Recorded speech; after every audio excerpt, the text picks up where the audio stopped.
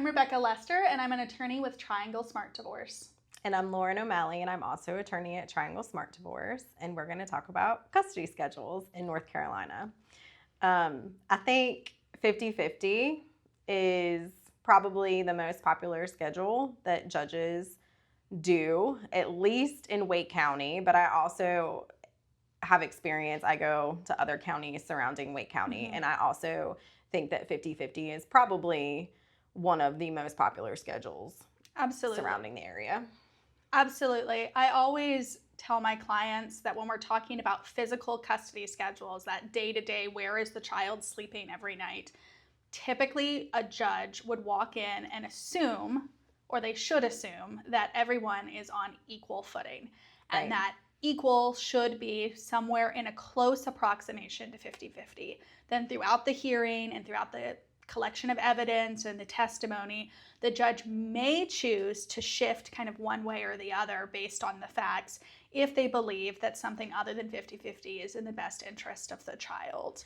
I agree with that. You know, I always tell my clients, especially people who want an every other weekend scenario for the other spouse, that unless you have a damn good reason for it, judges probably are not going to do that. You know, 15 years ago, it was probably more common, but now you really have to show that the other parent is not fit to have equal or close to 50-50, close to equal custody.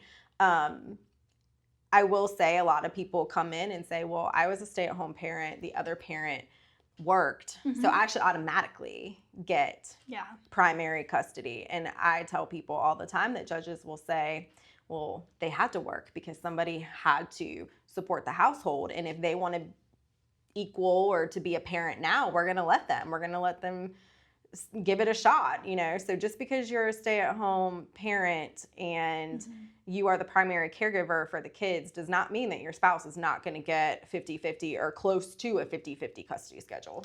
Correct. And sometimes we see people who have been kind of in that primary parent role and they're really struggling to understand why a judge might say 50-50 versus not 50-50. So to use your words, what are some of those damn good reasons we see why judges do deviate from a 50-50 schedule? I think obviously if there is alcohol concerns, drug concerns, and serious untreated mental health concerns, those are big reasons why a judge may not do 50-50. When I say untreated mental health, that doesn't mean that your spouse has depression or anxiety, but they're doing what they can to take care of themselves, seeing a therapist, taking medication. I mean, I've had so many people come to me and say, well, he or she says I have depression and anxiety, so I can't be a parent. And that's, if you're taking care of yourself and you can put that evidence on,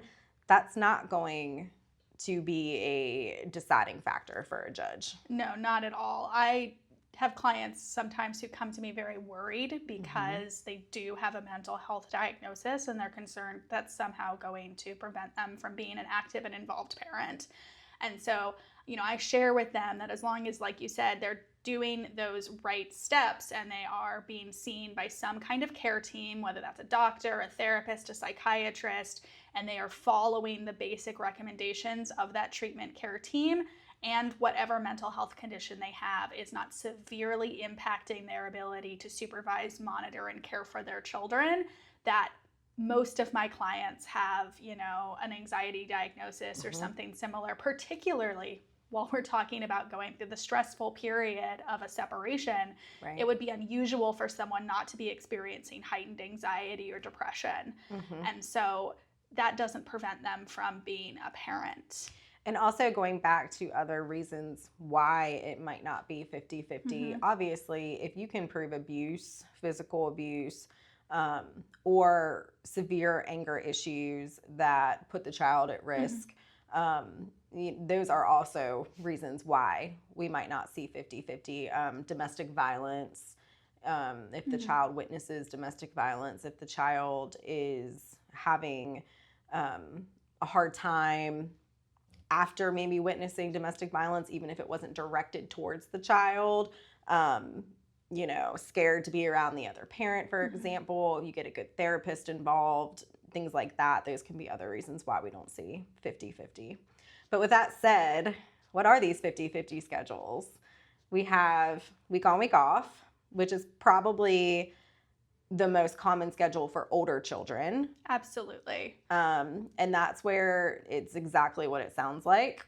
Week on, week off. You can, if you're negotiating, you choose what exchange date works best for you. Normally, it's a Friday just after school or when they're dropped off at school. But some people like to start on Sundays and actually do an exchange. That's kind of up to you until it's not, which is when you're in front of a judge and a judge decides it. But 50-50 does not work well for younger children. Typically, no. Our understanding of how it impacts children is that when you've got those younger children, those infants, babies, toddlers, preschool, even elementary school children, they need those more frequent touch points with both parents. And so they want to schedule where those rotations happen more often. Now, if you guys are living farther apart and that's not logistically possible, or if your work schedules are in a way that makes it incredibly difficult for you to do a more frequent touch point custody schedule, then week on, week off may still be appropriate. That's why you should talk to your legal team about what your options are. But when you do want those more frequent touch points, what kind of custody schedules do you typically recommend? Well, even with the more frequent touch points, with a week on, week off, if your child's younger, we can negotiate maybe a dinner visit during the week if you live close enough, so that way the other parent still has at least one touch point during the week. Some people won't agree to that because they just want their time uninterrupted. But we can always think about that if you have younger children and you are in this week on, week off, because the nice thing about the week on, week off is that there's less exchanges, there's less back and forth, and the children can really settle into a parent's house for a week and they're not feeling like they're going back and forth and being shuffled. But like you said, the con is that the frequent touch points, and we can try to alleviate that concern with the option of a dinner visit during the week. And obviously we can also negotiate FaceTime calls, video calls, things like that. But if they live far apart, then that's not going to work. So frequent touch points schedules are really a 2-2-3 schedule or a 2-2-5-5. Now, I do not like 2-2-3 schedules. However, those are usually better schedules for very young children. So what is a 2-2-3? So a 2-2-3 schedule is where parent A, let's say mom, will have Monday and Tuesday, and then parent B, dad, might have Wednesday and Thursday, and then we go back to parent A, mom, for Friday, Saturday, and Sunday. You have 2-2-3. Then for week 2, because dad didn't have the weekend, he's going to take that Monday and Tuesday, and then mom will take Wednesday and Thursday, and then dad will take the weekend. Once again, 2-2-3, rotating. And what it does is it means that the longest stretch of time that a child is without either parent, barring vacations, holidays, or schedule changes, is that 3-day weekend block from Friday into typically either Sunday night or Monday morning whenever they do those exchanges. And that can be helpful for younger children who need to be able to stay closely connected with mom and dad. It works particularly well if mom and dad live close to one another within about a 30-minute commute, because otherwise you're going to spend a lot of time transporting in the car, doing these exchanges, trying to make it work because you are having to rotate so regularly and often. Yeah, and that's definitely the pro of a 2-2-3 is that you do have more touch points with your child and you're only being away for 3 days. However, the cons is that there are so many exchanges and I think it's really hard to plan stuff because one week you're going to have Monday and Tuesday. The next week you're going to have Wednesday and Thursday. and you have to keep track. And not only do you have to keep track of that schedule, but your children do too. And I think it can get really confusing for children where they're like, where am I going today? You know, it's not something that's set like, oh, it's Monday, I'm going to mom's house. It's Monday, am I going to mom or dad's? Like, it can get very confusing. So I don't particularly like that schedule, but if people want to do that schedule, especially with very young children, you know, I recommend it on a temporary basis. Or if you're really having a hard time accepting a 50-50 schedule, that schedule might be better to start off with, again, kind of on a short-term temporary basis, just to kind of get used to a 50-50. The other one is a 2-2-5-5, and that's where one parent has Monday, Tuesday, the other has Wednesday, Thursday, and you alternate the weekends. So if you're the Monday, Tuesday parent and it's your weekend, you'll have Friday, Saturday, Sunday, Monday, Tuesday overnights. The next parent will have their Wednesday, Thursday, Friday, Saturday, Sunday overnight, 5 days. And then the 2 days, Monday, Tuesday, to the first parent, Wednesday, Thursday. You always have the same weekdays. Correct. Which I think is so much easier because you can plan stuff on your weekdays and the children know, oh, it's Wednesday, I'm going to dad's house because I go there every Wednesday. And it's just much easier, I think, for everyone involved, planning purposes and the kids, to know, you know, where they're going on a given day. That's the schedule I do. I've been doing this schedule for 5-6 years now, and you know, I think it works out really well with my daughter, but everybody's different. I know your daughter's involved in extracurriculars. How does that impact things like traveling to and from extracurriculars when you're on that 2-2-5-5 schedule? Well, I mean, obviously both parents have to be on the same page about what they're in agreement with, because if an extracurricular is on both of your days, for example, you know, she goes to gymnastics on Monday and she goes to gymnastics on Thursday. You know, we both have to be in agreement that we're going to take her on our days. But if an activity only falls on, say, Tuesday, and that's it for the whole week, and I say I want to sign her up for this, then it's my responsibility to take her and to do all that transportation. I don't need, you know, to make sure she's covered with him. So, you know, I think it's good, you know, but both parents for activities really need to be on the same page, especially as they get older and they become more demanding in their activities. 2-2-5-5 is probably my favorite schedule to recommend for children who are about 7 and up until the high school years, where I really start to think that week on, week off probably makes more sense. Because like what you were saying, it is really consistent for the kids. They know every single Monday whose home they're going to sleep in. They know every single Wednesday whose home they're going to sleep in. And the only thing that's rotating is those weekends. You do get a longer stretch of time as well. Kind of as the name indicates, you end up with that 5-night stretch, which is a little bit longer than maybe you'd want to do with a 3-year-old. But it allows for that consistent stability for those elementary school age children and kind of middle school age children.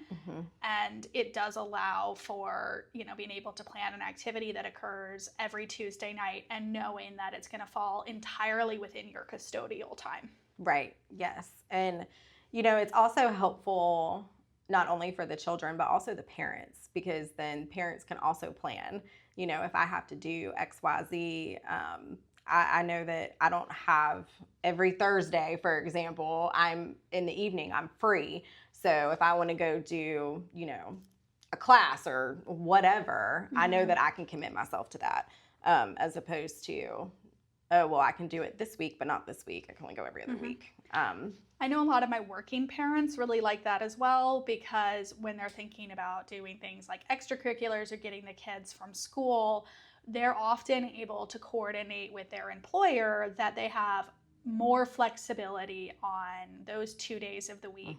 And then they know that they can take those later meetings, or they can be more consistent on those other days of the week. And it allows them a little bit more flexibility while still getting to be a very active part in their children's lives. Definitely. And, you know, like you say, active part in the children's lives. I mean, you're both, no matter what 50-50 schedule you're on, you're both, involved in schooling and homework, and it's not just falling on one parent. One parent's not just the fun parent on the weekend. You're both having to support the children in their schooling and homework and things like that in the evenings, and be involved in their activities. Now, does 50-50 mean it has to be straight 50-50? I mean, the schedules we've been talking about are equal. Can you have 50-50 schedules that aren't exactly equal? Well, there are a lot of other schedules that come really close to having that true split of days. I mean, the way that it works often depends on logistics. So we were talking about a lot of the reasons why a judge might deviate from 50-50. And the one that we didn't really touch on was like logistical considerations. Like if those parents are living a little farther apart, or they do have those more complicated work schedules, like our medical personnel or our first responders whose schedules aren't as predictable and consistent as an office job in a 9-to-5. So sometimes we do see schedules that accommodate that still, when you count up all the days, get somewhere close to each parent having half of the time. Sometimes I see parents do something along the lines of 3 weekends a month from Friday to Monday, and then during the summer, so when the school's not in session, they might then switch to week on, week off, or to a 2-2-3, 2-2-5, or something similar, and they're getting those additional days. That's not going to get you all the way to 50-50, but it is a lot more than an every other weekend schedule, which is what a lot of people think about when they're thinking of a primary-secondary arrangement. And you can also do something like every other Wednesday to Monday. I mean, we can, not the full week, but extend, okay, well, instead of just Friday to Monday, we can do Thursday to Monday or Wednesday to Monday, based on work schedules and what accommodates people. So, I always tell people when we're really talking about schedules and holidays and stuff, negotiating, let's figure out what works best for you, because we can negotiate pretty much anything as long as we get the other person on board. I mean, it takes two people to make an agreement.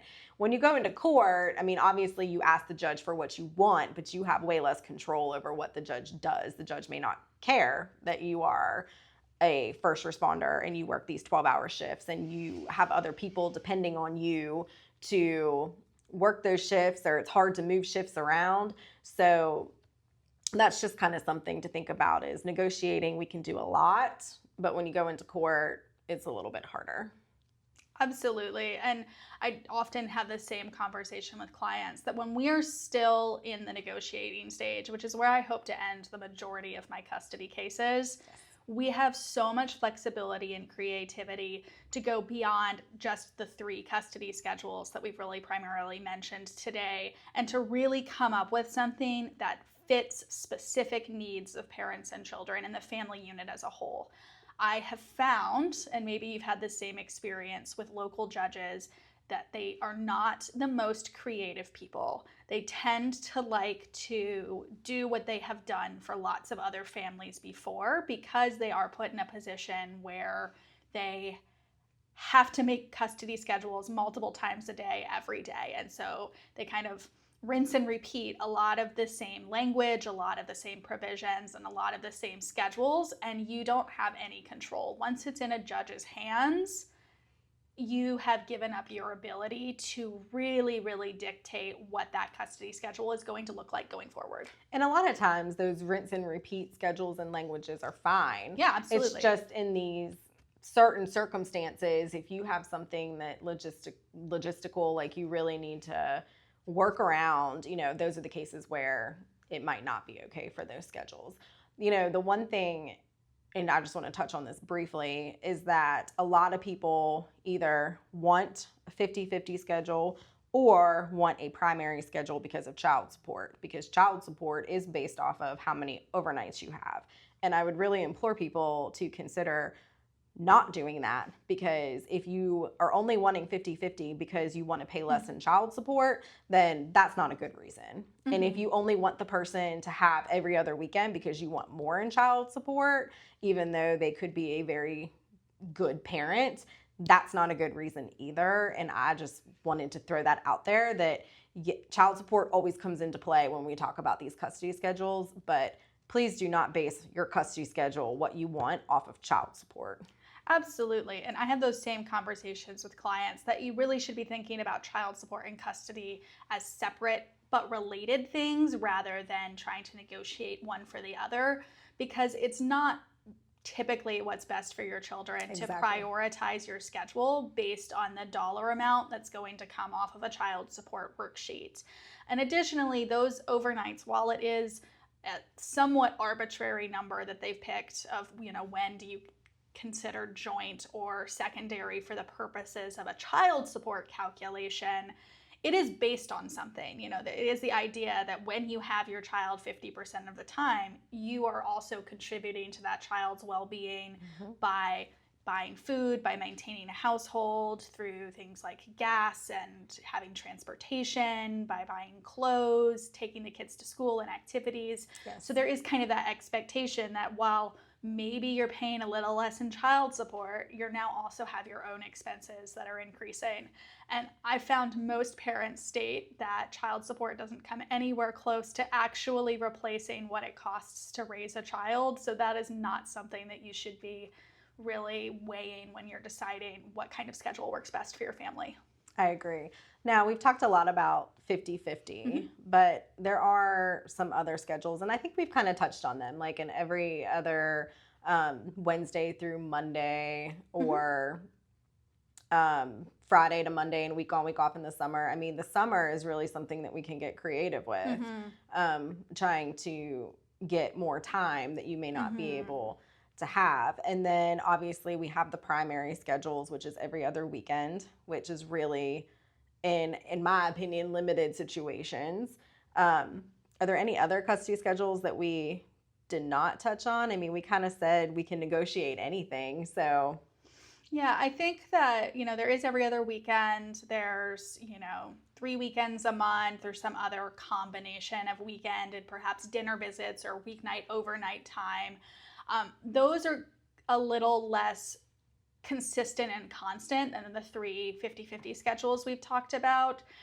The one everyone thinks of is that every other weekend. And I would say maybe 60 or 70% of my clients come to me initially wanting to do a schedule where they have primary custody and their significant other or the child's parent has every other weekend. And a lot of them end up either negotiating to or agreeing to or receiving some kind of a 50-50 schedule. Yes, I agree with that.